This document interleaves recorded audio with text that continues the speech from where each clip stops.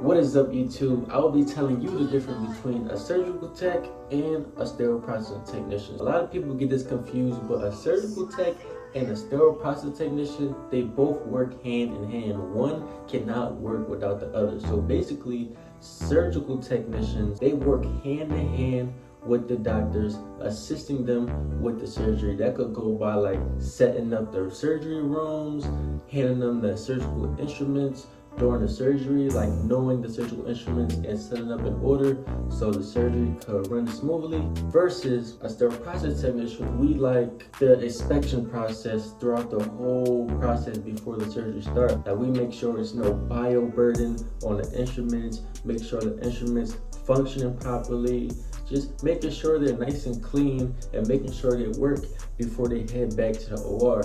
You know, basically the sterile processing technicians, we are the last line of defense when it comes to sterilization. We are the last eye of defense when it comes to sterilization. Although before the surgery, the surgical technicians, they also give a little look before the surgery starts and make sure everything works. Sterile process technicians, we actually do a lot. It's a lot of departments inside the field. You have the decontamination area that's solely just focusing on cleaning the instruments, getting all the lumens out the instruments, the yankers, making sure your forceps clean, making sure everything is clean, and you gotta wear a certain type of PPE in that area. So the main difference is schooling. Like schooling is a big difference. Like with sterile processing, you don't have to go to school to be a sterile processing tech.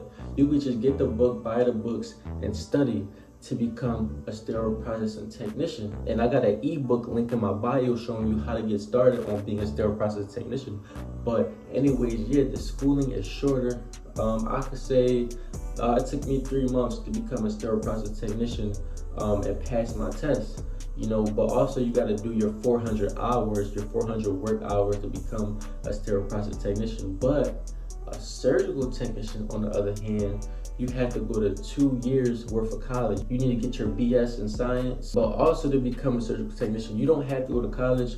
You go to like a year-long or like year-and-a-half technical program, but there's not a lot of technical programs out here. For example, in the Philadelphia area, I don't see no technical programs to become a surgical technician. That's why I haven't become a surgical technician. I'm still a sterile processing tech. I'm waiting for them to open more programs, but you might just have to travel. You might have to travel and find a program yourself. You know, you can't wait on the industry to try to push you to where you want to be. You know, sometimes you gotta move and migrate to where the money at. You know, also let's talk about the pay difference.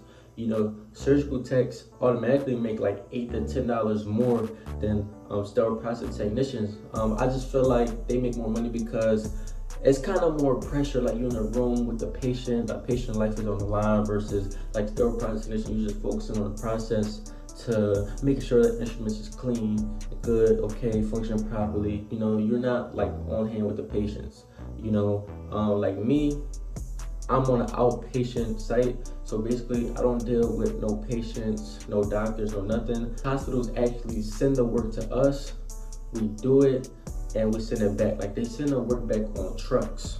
That could be kind of bad too, because while the instruments are on the truck, the blood are drying on the instruments and it creates rust and stuff like that. So it's a double-edged sword on any facility you're at. If you're at a hospital being a sterile process technician, you might get a lot of calls on your phone to doctors like, hey, can I get this instrument? Can you run up here, give me this instrument? So it's like kind of interrupting your processes, and the doctors and the surgical technicians sometimes don't understand the process that it goes through, and the process cannot get interrupted. When you sterilizing these instruments, they go through a certain amount of process. Like you can't skip the cleaning process.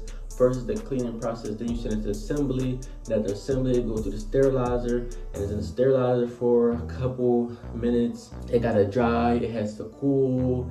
Then you send it to where it has to go.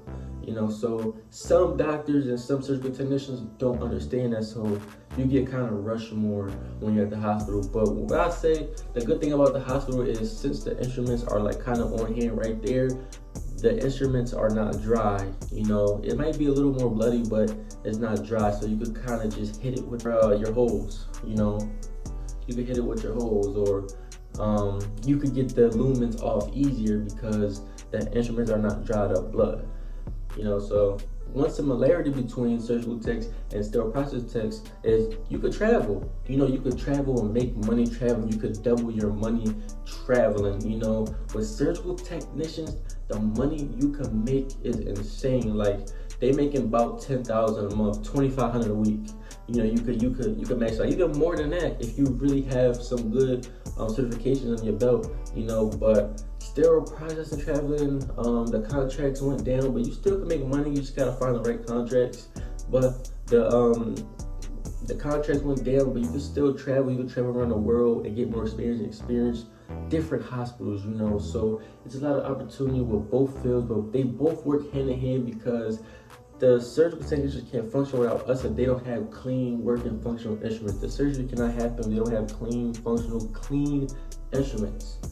So that's the big thing, that surgical technicians and sterile processing technicians work hand in hand. Like, we are the backbone of the OR, and we don't get a lot of credit for their job. We don't get the paid compensation for their job because we are not noticed. Like, this job, a lot of people didn't hear about this job. I'm shedding a lot of light on this job. A lot of people want to get into this job. Okay, so the only time you have to stand up in sterile processing is when you're doing decontamination, sterile, or steaming. Decontamination, you just standing up and cleaning the instruments, and sterile, you just running around. Sometimes my facility, they give us chairs to sit down and do our sets. I heard some facilities, they don't give chairs, and I think that's crazy because one, your back could be hurting. And I advise you guys to get good shoes. I recommend Hoka's, like a back brace.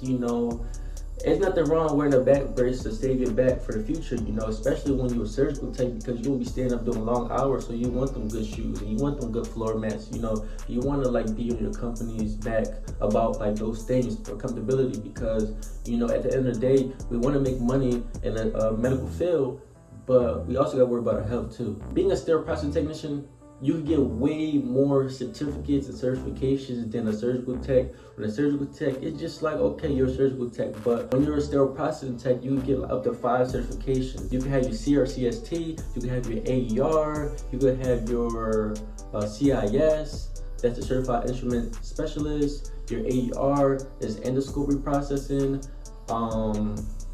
Certified Vendor Partner certification.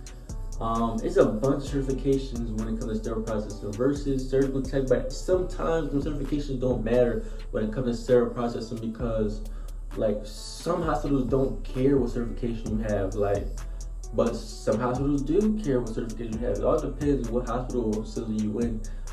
Some facilities pay more when you get certification. Some facilities don't even require certification. They give you time to get certification. So it's more flexibility being a sterile processing technician, more career opportunity being a sterile processing technician.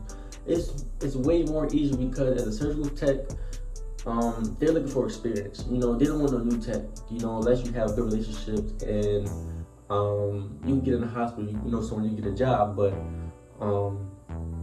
as a surgical tech, they're looking for experienced techs because it's a shortage on surgical techs right now. So they're really looking for surgical tech and experienced techs to fill them openings right now. But they are willing to train new surgical techs, don't get me wrong, But yeah, if y'all like this video, if y'all want to know more differences, let me know. If I miss anything, comment down below.